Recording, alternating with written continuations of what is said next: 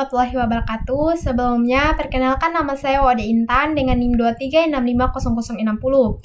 Pada video kali ini, saya akan mereview materi yang ke-7 yang berjudul keabsahan alat bukti elektronik dalam persidangan. Di sini ada pendahuluan dan persyaratan sistem.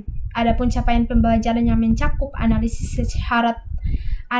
syarat formil, evaluasi praktek, penyajian bukti di sidang, peran digital forensik, dan strategi efektif penyajian bukti digital. Sistem elektronik yang memenuhi syarat yang pertama yaitu sesuai pasal 15-16 Undang-Undang ITE. Jika sistem elektronik andal, maka kualitas bukti asli dan hasil cetaknya dianggap sama.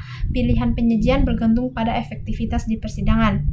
Persyaratan formil pasal 5 Undang-Undang ITE menjelaskan bahwa informasi elektronik tidak sah untuk surat yang menurut undang-undang harus dibuat secara tertulis, seperti akta notaris atau akta pejabat pembuat tanah. Juga ditekankan bahwa bukti harus diperoleh melalui cara yang sah atau ilegal. Persyaratan material dan integritas bukti. Persyaratan material, bukti harus menjamin integritas yang tidak berubah, otentisitas, keaslian sumber, dan ketersediaan yang dapat diakses dan dibaca. Hal ini krusial untuk memastikan bukti tidak dimanipulasi atau tampering. Adapun bentuk penyajian bukti ini dibedakan menjadi dua. Yang pertama, bentuk asli berupa file digital atau soft copy dalam media penyimpanan asli. Hasil cetak, dokumen fisik atau hard copy yang berasal dari sistem elektronik.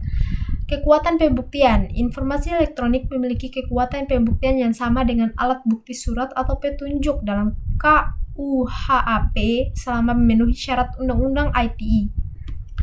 Digital forensik dan penyajian di sidang.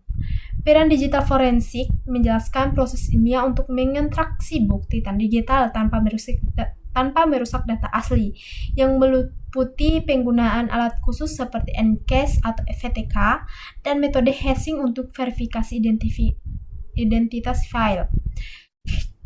Chain of custody atau rantai penjagaan.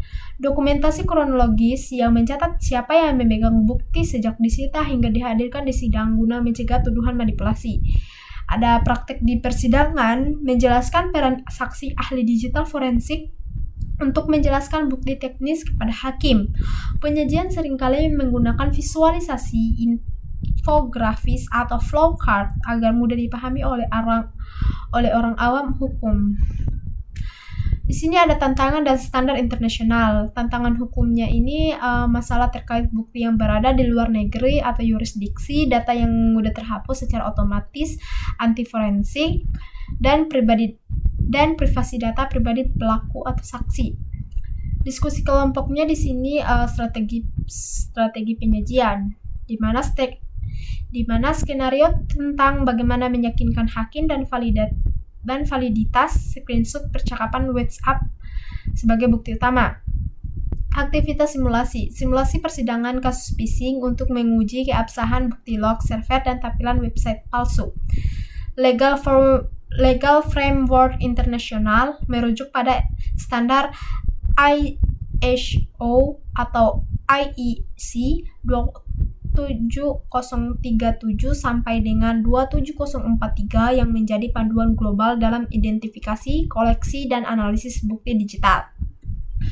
Tren masa depan digital forensik mencakup penggunaan AI untuk analisis data besar atau big data, IoT, forensik, bukti dari perangkat pintar, pelacakan transaksi blockchain, cryptocurrency, dan standar cloud forensik.